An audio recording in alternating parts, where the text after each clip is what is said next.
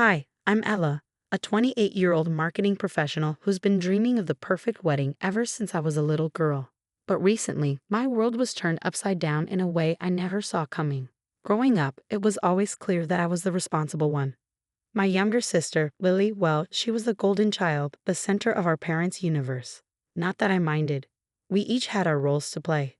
But nothing could have prepared me for the betrayal that would shake me to my core. I remember it so clearly. The day I walked into my parents' house, eager to go over the final touches of my upcoming wedding.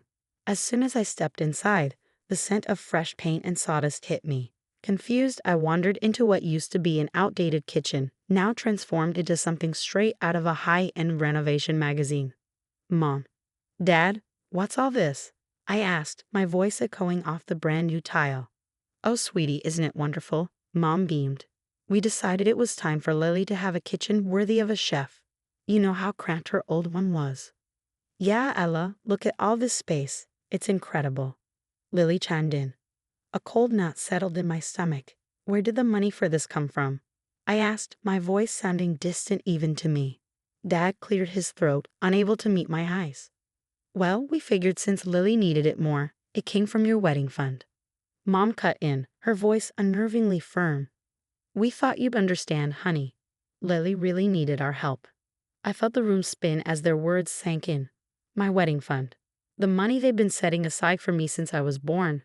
Promised for my dream day, now spent on stainless steel appliances and granite countertops for Lily. You used my wedding fund? Without asking me, my voice broke, tears stinging my eyes. Lily looked horrified. Ella, I thought they had extra savings. I didn't know. Enough, I snapped, harsher than I intended. I turned back to our parents, seeing only justification in their eyes. There was no point in arguing. I see where your priorities lie, I said, my voice icy. Consider yourselves uninvited to the wedding. Ella, no, Mom cried. But I shook my head. If this is how little my dreams mean to you, then I don't want you there. I left them standing in their pristine kitchen, every step away feeling like a crack splitting my heart wider. By the time I reached my car, the tears flowed freely, but with them came a new resolve. As hard as the granite countertops that had replaced my wedding dreams, I decided I would have my wedding. But it would be on my terms. Smaller, simpler, but mine. As for my family, well, they had made their choice. It was time I made mine, to build a life where I was the priority, starting with the one day that was supposed to be all about me. After canceling my parents' invitations to the wedding, I thought the drama would subside. But it didn't. It only intensified. As I scaled down my wedding plans, rumors started to reach me. Apparently, my parents were proudly showing off Lily's new kitchen at every opportunity. Can you believe they actually said it was a better investment than a wedding? My best friend Tara relayed, disbelief in her voice as we sat over coffee. That's just perfect. So now my life's milestone is less important than a kitchen remodel. I replied bitterly, surprising even myself with the sharpness in my tone. Just when I thought they couldn't sink any lower, Tara shook her head, sipping her latte. Fueled by a fresh wave of anger and betrayal, I realized it wasn't enough to just cut them out of the wedding. They needed to feel the sting of their actions, publicly. I needed an ally, someone who understood my pain firsthand. Reconnecting with Uncle Mike felt like discovering an oasis in a desert. He distanced himself from the family years ago, fed up with their shallow values. You know, Ella, he said one day, I always knew they favored Lily. This is another level, Mike said, his voice rough with disapproval as we sat in his cozy, book-lined study. Yeah, and now they're parading it around town like it's some kind of badge of honor. I replied, bitterness rising in my throat. I can't just let this go. Mike leaned forward, his eyes narrowing in thought. What if we didn't let it go? What if we let everyone see them for who they really are? His idea was simple but brilliant, a family reunion. The kind we hadn't had in years, hosted by him. Everyone would be there, and it would be the perfect moment to expose my parents for what they had done. Planning the reunion gave me something to focus on, a distraction from my scaled-down wedding. Mike and I pored over guest lists, dug up old family contacts, and sent out invitations, each hinting at a big surprise. The day of the reunion, my stomach was in knots as relatives filtered into Mike's spacious backyard, buzzing with curiosity. When my parents arrived, I saw their confusion masked by cautious smiles, clearly pleased by the attention. They had no idea what was coming. Once everyone was gathered, Mike clinked his glass, calling for silence. His voice boomed over the crowd. "Family, we're here today to celebrate truth and transparency among us."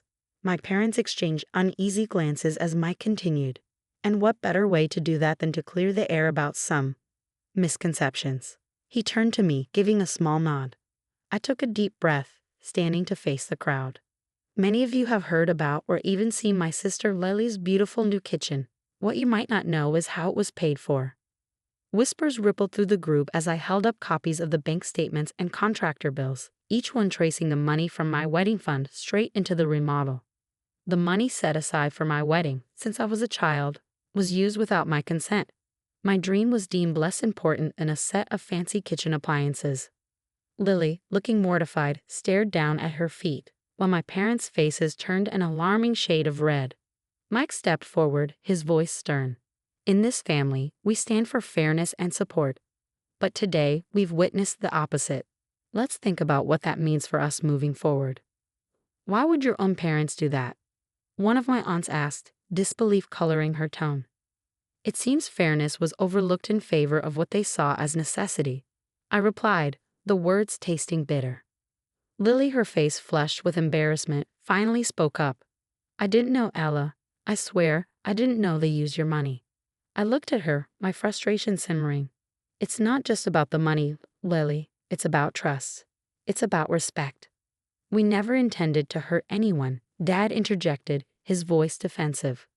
"Lily needed help, and we made a tough call." "A tough call?"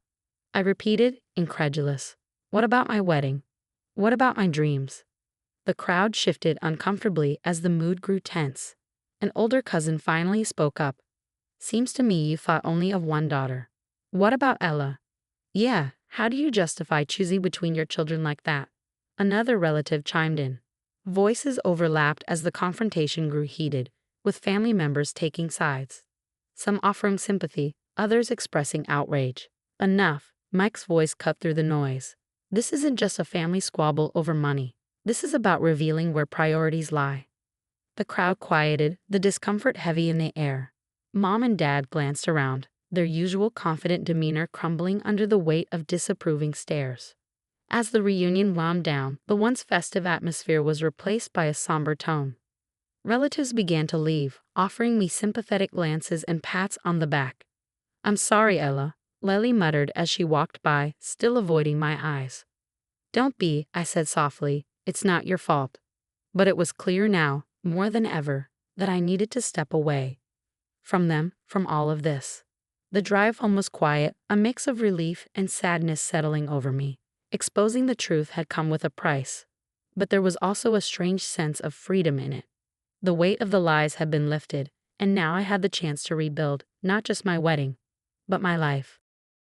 But my life, free from the shadows of favoritism and silent resentments, was just beginning. After the family reunion, the fallout was immediate and far-reaching. Whispers of betrayal echoed through the community, painting my parents in a light they never anticipated. Walking through town became a gauntlet.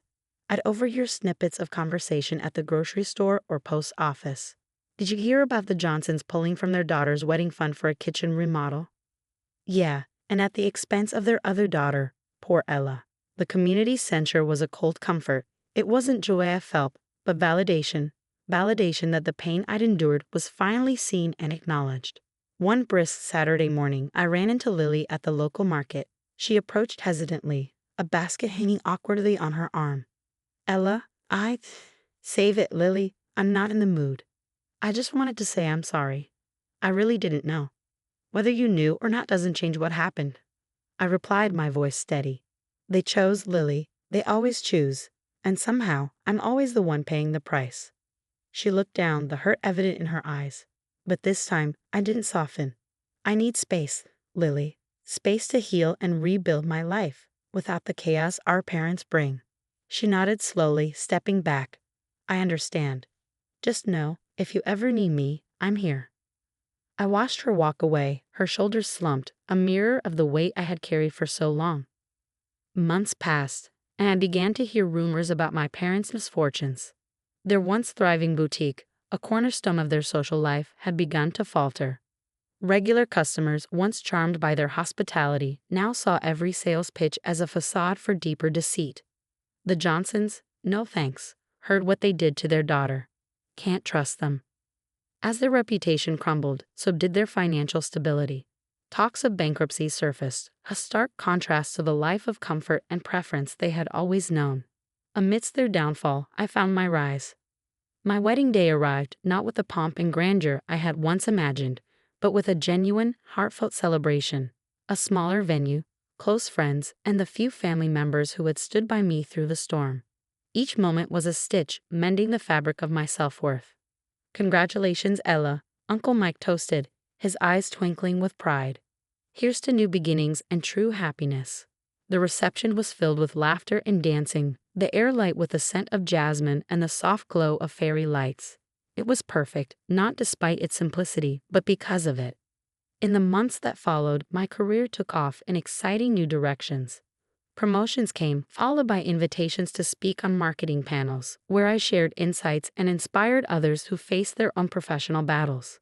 Life was now full, not of the toxic chaos I once knew, but of choices I made for myself, surrounded by people who uplifted me rather than used me. One evening, as I sat on my balcony, a cool breeze playing with the wind chimes, I reflected on the journey. The betrayal had been a brutal teacher, but the lessons of self-worth and resilience were invaluable.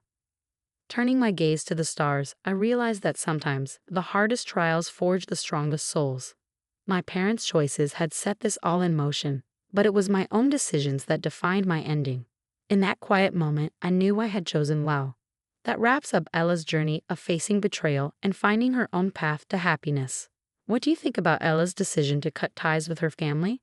Was it the right choice, or could things have been handled differently? Share your thoughts in the comments below.